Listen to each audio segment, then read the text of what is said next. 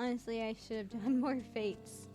But I haven't had a lot of time between not getting enough sleep and work. Mamook speaks. Before she hears the people Wicklamat would like to ensure she is prepared. Rust red, sea fog blue, plum purple. Alright, Reinetier, before we start, let's make sure we are remembering our history correctly. The Mamolja and Jibirja fought for centuries over the land in the upper forest, but due to infighting, Mamolja forces struggled to make significant gains. In order to promote cooperation, the Hoboja and Bunwa clans intermarried, and that's how blessed siblings were first conceived. With that in mind, let's talk to the people and learn why they rely on blessed siblings.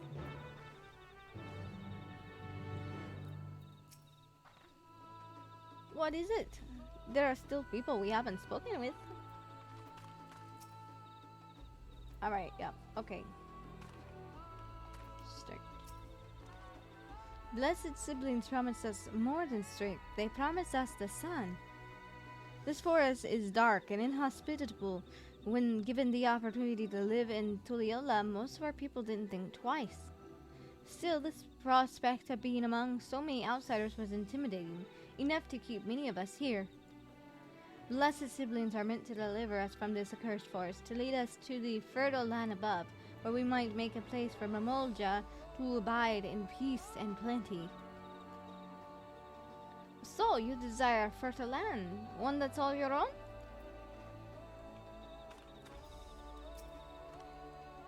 As you have noticed, this forest is very dark. Hardly any sunlight makes it through the canopy, so it feels like it's always night. We plow, we fertilize, we irrigate, yet our crops shrivel and die as though cursed. The only one that grows well is Najo, Jatiki ka banana and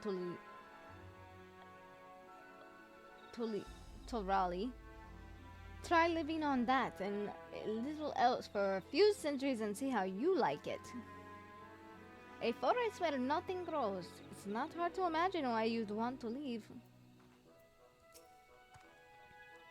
This land was once rich with ore, but Yukui did not stop digging until all the veins were spent.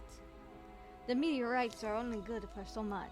Even if we made overtures to traders, we have little to offer. Nothing would make me happier than to make a good life for my family in the place where I was born, but that's impossible. So, with the resources as sparse as they are, you don't have good prospects for trade. Those who have known only open skies and bountiful land cannot comprehend our plight. To thrive, we must take what we lack by force, and for that we need the might of blessed siblings. There have to be other ways to thrive, ways that don't require fighting. Well, I think I'm starting to understand. Everyone has their own perspective, but all their concerns are about the forest itself. Dark and fertile, cursed, hearing that is a little wonder people here wish they had a better land. And who better to get it for them than blessed siblings? It's hard to convince people to stay in a place that can't provide what they need. You'd think the meteorites at least would be valuable, but apparently not. Hold on, didn't Aaron mention something about the meteorites? That the ether they emit make plants grow blue? A rather significant physiological effect. I would say, if we were to study these meteorites, we might discover other ways they can influence local flora. I noticed a curious amalgam of a tree and meteorite just south of here, determining precisely how they interact with one another may yield crucial insights. Everyone, I really appreciate you for sharing your thoughts with us. Thanks to your insights, we have a promising idea already.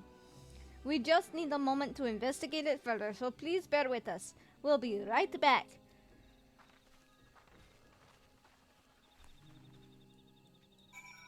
Let me see.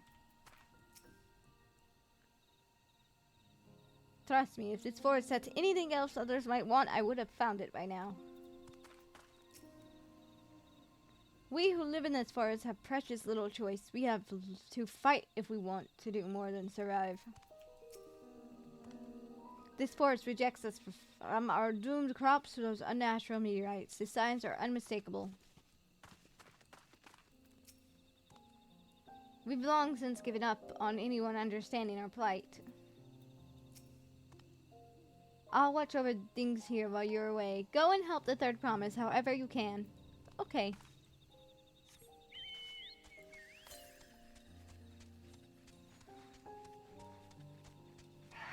Hey! No, birdie!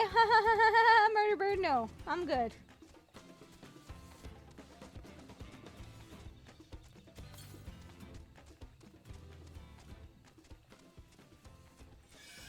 Probably one east of here. But I'm not gonna drop down there to get it! It's probably over there somewhere.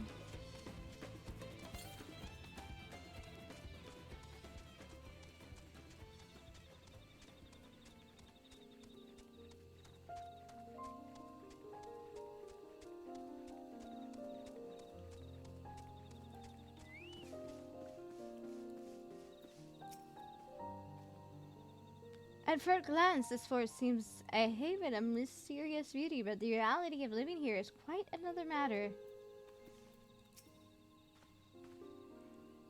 I had known that the Yoktel was battered by a variety of deluge of meteorites long ago, but I never considered how their presence might be affecting the environment. What a remarkable tree. I hope it will provide us with the insights we need. Plants that shrivel as so cursed. I think I can hazard a guess as to why.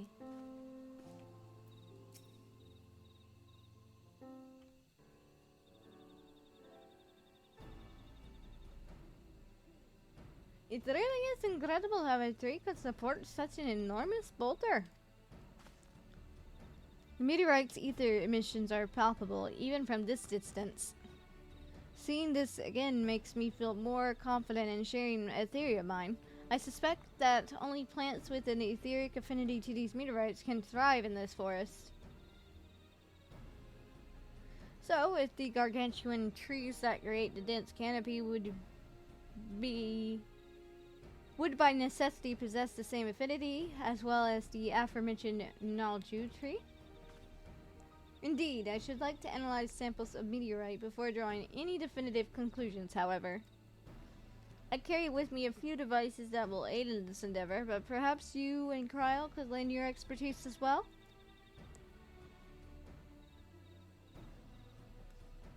I'd like to join you. The etherical signature of those meteorites may be crucial in determining what manner of species might fare here as well.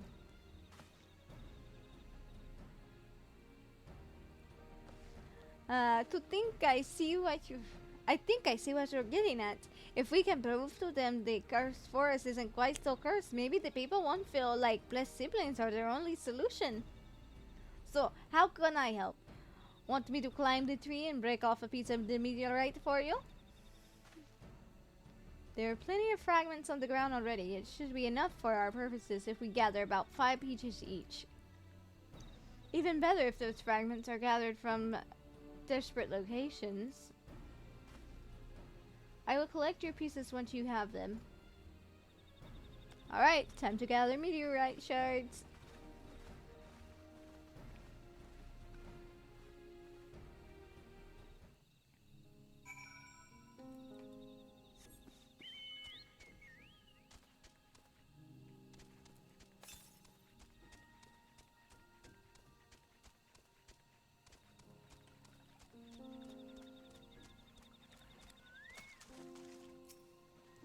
So, the reason this tree grew so big is because of the meteorite synergies?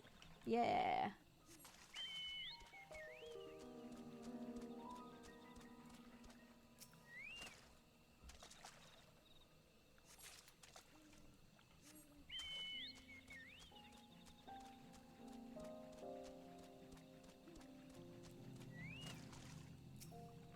I should have brought better tools.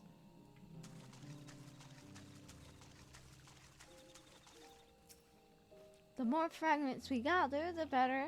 Let's all do what we can.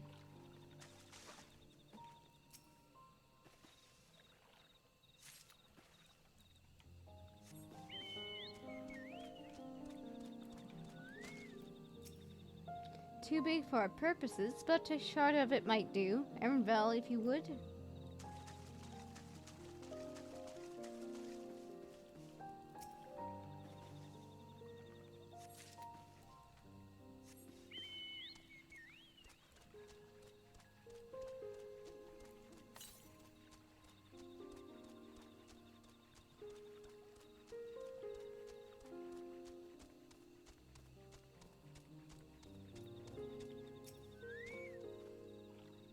I have mine already, so let me know when you have yours. That means Alize should be somewhere over here. At least I would think she'd be over here.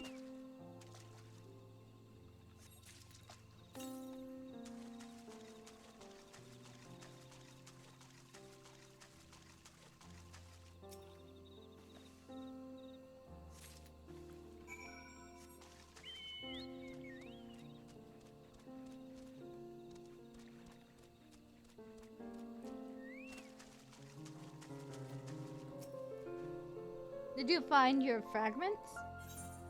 Yep.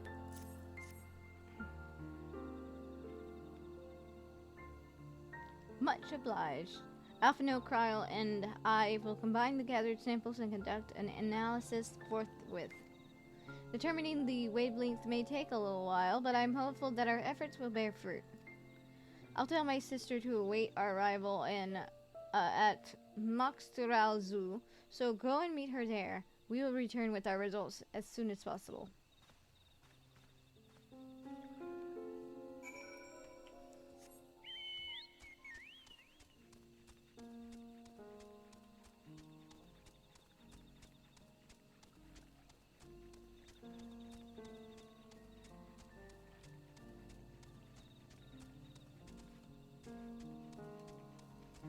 I wish my mount was faster. Honestly, I should have done more fates, but I haven't had a lot of time between not getting enough sleep and work.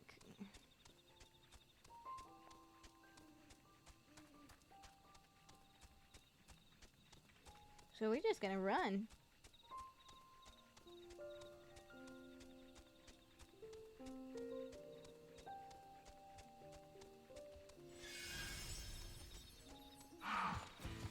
Nope.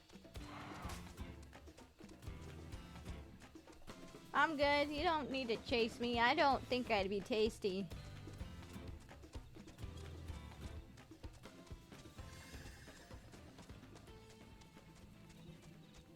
People say I'm basic because I'm here.